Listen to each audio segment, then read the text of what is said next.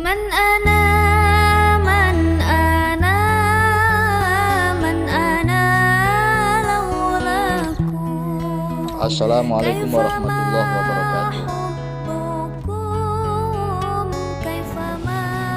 Hadirin jamaah sholat Jumat yang dirahmati oleh Allah Subhanahu wa taala. Kesempatan yang penuh berkah, marilah kita bersama-sama membenihkan hati dan pikiran kita untuk kita hadapkan jiwa batin kita kepada Allah Rabbil Alamin. Sekaligus marilah kita bersama-sama pula mengupayakan diri untuk menjadi hamba Allah yang pandai-pandai mensyukuri akan nikmat Allah Subhanahu wa taala. Betapa tidak hal ini karena telah banyak nikmatnya Gusti Allah yang telah diberikan kepada diri kita, yang kalaulah kita mau menghitung-hitung nikmat itu, maka kita akan tidak mampu menghitungnya. Hal ini seperti yang disampaikan oleh Allah sendiri, wa in ta'uddu ni'matallahi la tuhsuha. Jika kau menghitung-hitung nikmat Gusti Allah, maka kamu tidak akan mampu menghitungnya. Hadirin yang dirahmati oleh Allah Subhanahu wa taala. Alhamdulillah kita pada saat ini masih ditakdir oleh Allah bisa menjalankan puasa Ramadan di penghujung bulan. Dan ini satu kenikmatan yang harus kita syukuri pula. Hadirin dirahmati oleh Allah Subhanahu wa taala. Mungkin kita seringkali mendengarkan ajakan-ajakan untuk bersyukur. Namun sudahkah kita ini mengetahui hakikat syukur itu apa? Bahkan dalam kehidupan sehari-hari mungkin kita juga pernah menemui ada anak yang diberitahu tapi tidak mau memperhatikan, kemudian dia terjatuh. Kita pun mendengar ada kata syukur, tidak syukur ya. Jadi apa sih sebenarnya syukur itu? Ada seorang pakar tafsir yang bernama Syekh Ahmad Ibn Faris. Dalam kitab yang ditulisnya Maqayil Suluha, beliau ini menjelaskan sedikitnya ada 4 arti kata dasar syukur itu. Yang pertama, hadirin yang dirahmati oleh Allah Subhanahu wa taala, orang yang dikatakan bersyukur dijelaskan oleh Syekh Ahmad Ibn Faris dalam kitab ini adalah orang yang ridho terhadap ketentuan Allah, ridho terhadap takdir Allah, ridho terhadap apa yang telah menimpa diri kita, walaupun mungkin itu kenikmatan yang ada sangat sedikit sekali. Ridho. Saya menemukan orang yang kelompok pertama ini tidak banyak ya. Orang itu ridho kalau yang menimpa dirinya itu yang menyenangkan. Tapi kalau yang menimpa dirinya itu tidak menyenangkan, ake-ake gak ridho ya.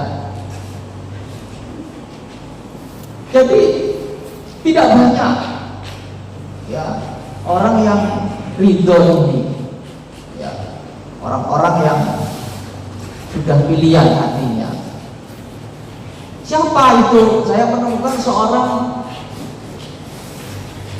ulama, namanya Mbah Yai Abdullah Sajjad. Beliau itu kalau sakit malah justru bersyukur. Kalau tidak sakit malah beliau itu biasa, aku dikit bulan-bulan ini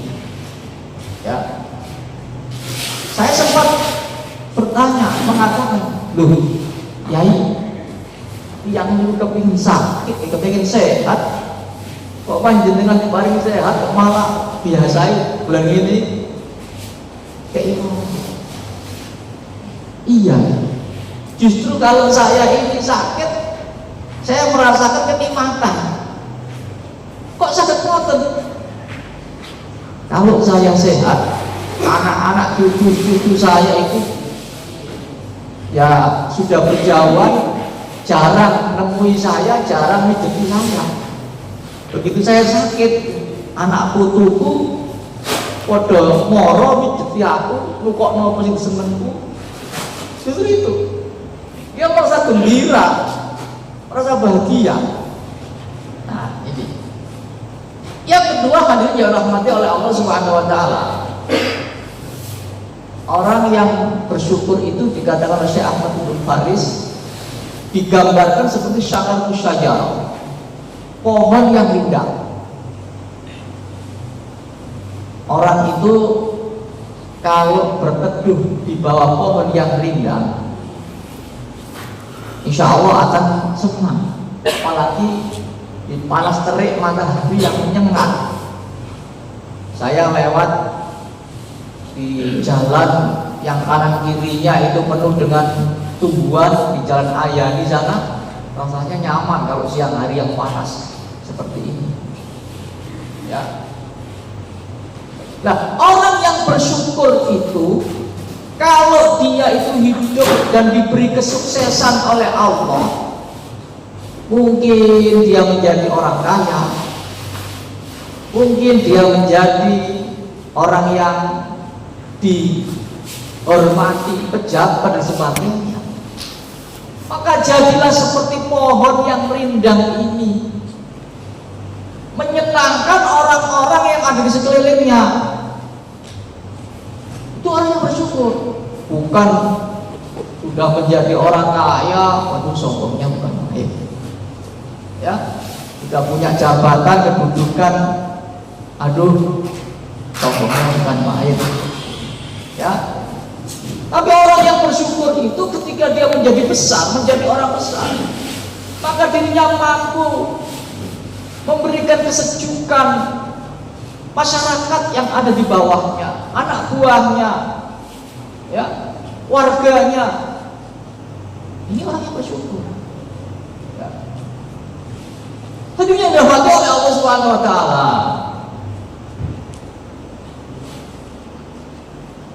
Yang ketiga adalah digambarkan oleh Syekh Ahmad bin Faris. Siapa sih orang yang bersyukur itu? Itu digambarkan bagaikan pohon benalu, keladi, orang Jawa kan.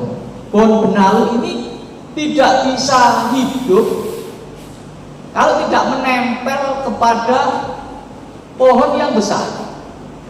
Ya.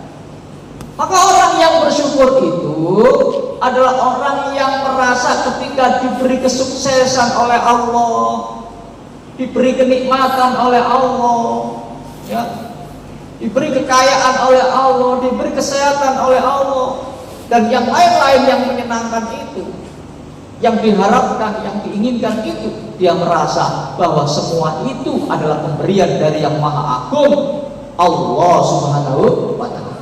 Dia tidak bisa hidup, dia tidak bisa merasa sukses kalau tidak diberi, disuplai dari Yang Maha Besar, Allah Subhanahu wa taala. Ya. Bahkan dalam tataran sosial, secara horizontal, dia merasakan dia sukses itu bisa jadi karena ada intervensi orang-orang yang ada di sekitar kita. Mungkin doa istri kita, mungkin doa anak-anak kita, mungkin doa anak-anak kecil yang panjenengan kita kasih permen. Dia senang, dia mendoakan kita, ya. Atau doa orang tua kita yang setiap bulan atau setiap tahun sekali hari raya kita kasih uang dari celengan kita. Doanya orang tua, masya Allah, tidak tertolak. Ya, latarul doa, tidak tertolak doa. Ya, salah satunya adalah doanya orang tua. Ya, ini hal yang dirahmati oleh Allah Subhanahu Wa Taala. Mungkin doanya orang-orang yang mendoakan kita, tapi kita tidak tahu. Itu mustajabah. Beberapa tahun yang lampau, saya pernah diajak seorang kiai, ya, dalam satu mobil itu di Bundaran Paru. Itu kiai ini bilang sama saya dan yang lain, ayo kita doakan. Itu ada orang yang tua siang-siang jam 1 begini, ya, bawa keronjot jualan.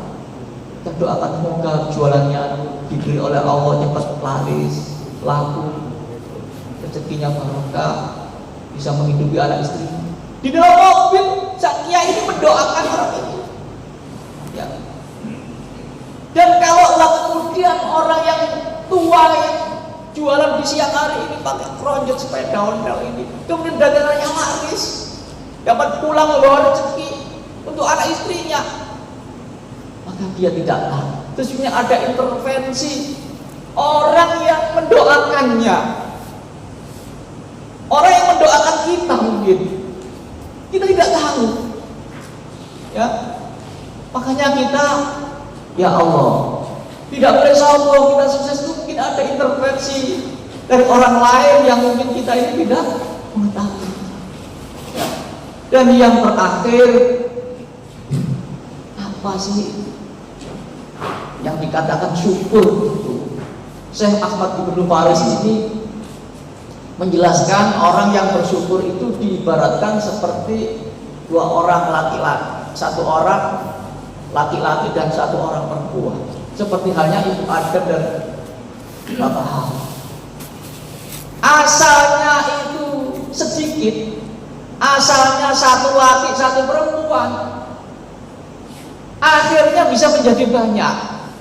Jumlahnya penduduk dunia ini berapa miliar? Ya. Ini karena apa? Karena kalaulah orang itu dikasih oleh Allah kenikmatan walaupun sedikit, dia ridho, dia bersyukur, dia rambut, dia nikmati, matur sembah nuwun Gusti, maka Allah akan menambahnya.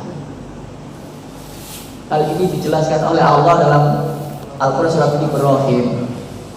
Wa in ta'adza rabbukum la in syakartum la azidannakum wa la in kafartum inna adzabi lasyadid.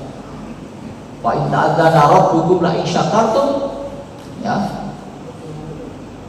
barang siapa yang mau bersyukur kepada Allah, la in syakartum la azidannakum, maka aku akan menambah, kata Allah. Nikmat yang sedikit itu disyukuri, ditambahi oleh Gusti Allah. Ya, saya pernah meriset, orang itu rezekinya itu lama-lama akan terus ditambahi oleh Allah seiring dengan kebutuhan dalam hidup. Bukan keinginan, ya, bukan keinginan, kebutuhan. Ya, nah, keinginan, waduh, keinginan kita ini macam-macam. Kadang-kadang nggak perlu gitu. Tapi sudah ada kebutuhan kita. Ketika saya belum punya anak, itu rezekinya tak tulis gini. Ketika saya sudah punya anak, oh segini. Anak saya 2 segini, anak saya 3 segini, sampai anak saya 4 segini. Itu saya teliti, ditambah ya Gusti Allah. Ya, dan nanti kalau keping ditambah terus, maka kita disuruh sedekah.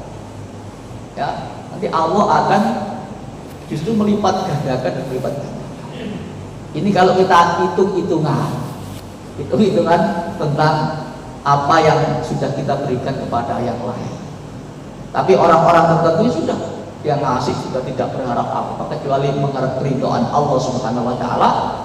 dan dalam rangka mensyukuri akan nikmat Allah tersebut, maka akan ditambah oleh Allah Subhanahu wa taala. Namun sebaliknya, kalau kufur Rasulullah terus wala in kafartum inna adzabi lasyadid, maka siksa Allah akan lebih pedih lagi. Nauzubillah subhanahu. Demikian seperti yang saya sampaikan, sertai hidayah Allah Subhanahu wa taala, dan kita termasuk kelompok orang-orang yang disebutkan oleh Syekh Ahmad bin Faris ini, termasuk dalam kategori orang-orang yang mensyukuri akan nikmat Allah tersebut. Amin amin ya rabbal alamin. A'udzubillahi minasyaitonir rajim. Bismillahirrahmanirrahim. Wal 'asri innal